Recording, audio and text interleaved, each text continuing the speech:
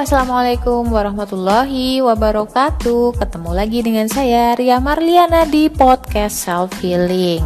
Hai, apa kabar bro? Apa kabar sis? Udah lama banget aku gak podcast. Anyway, karena mungkin kemarin sempet sakit almost 2 weeks. Ya, hampir 2 minggu. Aku sakit, anakku sakit, suamiku sakit. Sempurna, kita sakit berjamaah men. Tapi gak apa-apa lah ya, yang namanya manusia gitu. Pasti ada saatnya sakit dan itu sebagai penggugur dosa-dosa. Oke, buat kamu yang mungkin kangen banget sama suara cemprengku ini, kali ini aku bakal ngebahas tentang, sebenarnya mungkin ada yang bosan sih, cuma aku sih nggak bosan-bosan, tentang relationship antara O dan B, relationship antara golongan darah O dan B. Kenapa suka banget sih ngomongin O dan B?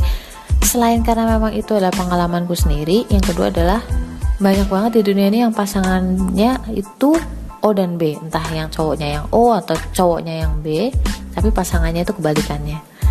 Dan ini menarik banget karena O dan B itu klop pisan. Aku bakal ngebagi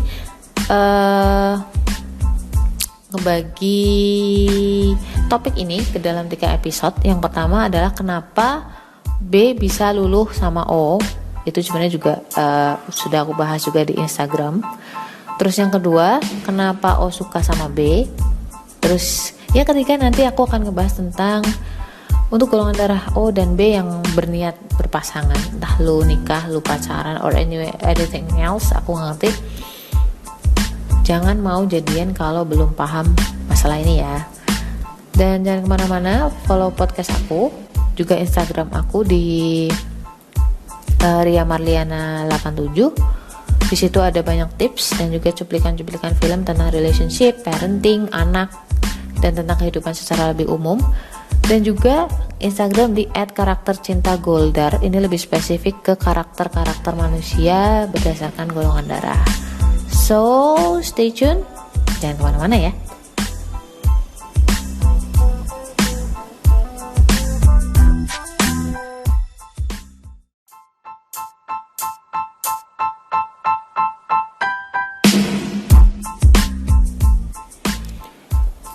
Oke, balik lagi ke self healing dengan Ria Marliana di sini. Sesuai janji aku tadi, aku akan ngebagi 3 bab tentang B dan O ini. Yang pertama adalah kenapa B bisa luluh sama O. Dengerin baik-baik ya. Ini udah dipost di Instagram @karaktercintagoldar. Jangan lupa buat follow itu. Aduh, siapa ini? Oke. Nah, yang pertama sebelum kita melangkah lebih jauh, kita harus tahu dulu masing-masing karakter dari golongan darah ini ya. Just for your information, pokoknya dimulai dari O itu orangnya detail. Aduh, ini siapa sih berisik? O itu orangnya secara otak memang dia terlahir detail. Oke.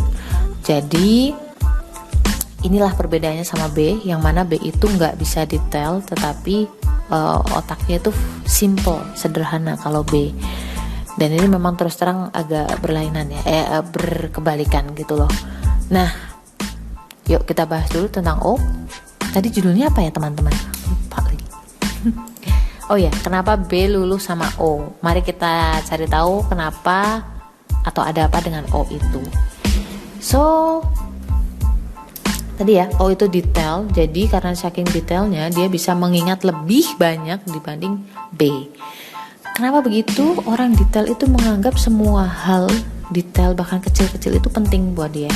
So that's why kenapa dia banyak mengingat banyak hal. Karena menurut dia itu semua di dunia ini tuh penting. Jadi dia ingat-ingat terus ya. Nah, inilah yang menjadi kelebihan O. Mungkin buat semua golongan darah yang lain O itu paling detail. So jangan kaget ketika dia bisa mengingat hal-hal kecil dari B, dari golongan darah B, yang bahkan B sendiri itu udah lupa gitu loh tentang diri dia gitu loh. Ya, dari sini B itu merasa dirinya penting dan berharga gitu loh. Merasa gimana ya? Ya merasa dipentingin aja gitu ketika kamu kok masih ingat ya gitu loh. Kok kamu masih ingat tentang itu sih gitu loh. Itu jadi dia merasa agak berkembang-kembang gitu gak sih? Ya gitu-gitulah. Nah, selain itu juga O betah banget ngelakuin hal yang rutin tapi sederhana. Ya mungkin kalau di posisi B itu O itu agak basa-basi sih, cuman ini dia nih sebenarnya. Jadi O itu bisa tuh tiap hari, tiap pagi nanyain udah makan belum, hari ini udah berdoa belum, hari ini udah sholat belum, udah tahajud belum, hari ini puasa enggak. Hal-hal yang sebenarnya bagi sebagian besar B itu basa-basi banget sih, tapi sebenarnya B itu menikmati. Dan dia lakuin itu bisa bertahan atau rutin selama masa PDKT loh, hati-hati. Jadi kita asumsiin aja bahwa O-nya ini adalah cowok dan B-nya ini adalah cewek. Oke, got it? Oke. Dan ini yang membuat B terbiasa dengan perhatian-perhatian kecil kayak gitu. Jadi apa ya, kalau orang bilang itu konsisten ya. B itu kan semangatnya di awal-awal gitu. Ketika melihat O yang rutin nanyain hal-hal gak penting itu gitu, B itu ngerasa ternyata gigih juga ya si O ini mencari perhatian aku. Ya kayak gitu-gitulah. So guys,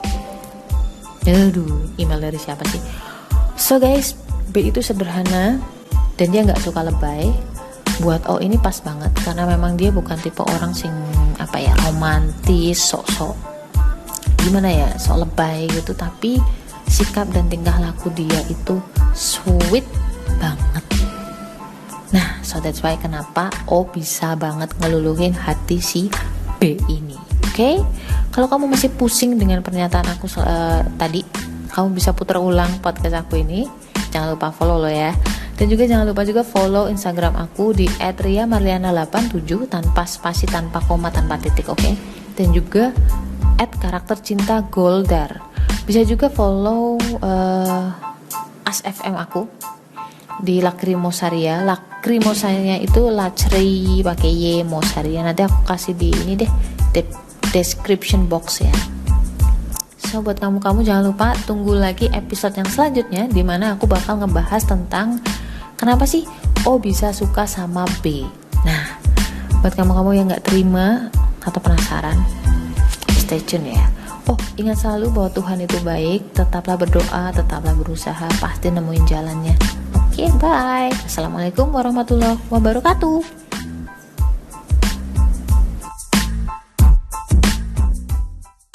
Punya masalah? Curhatin aja di podcast Self Healing. Podcast ini dipersembahkan oleh konselorpernikahan.com.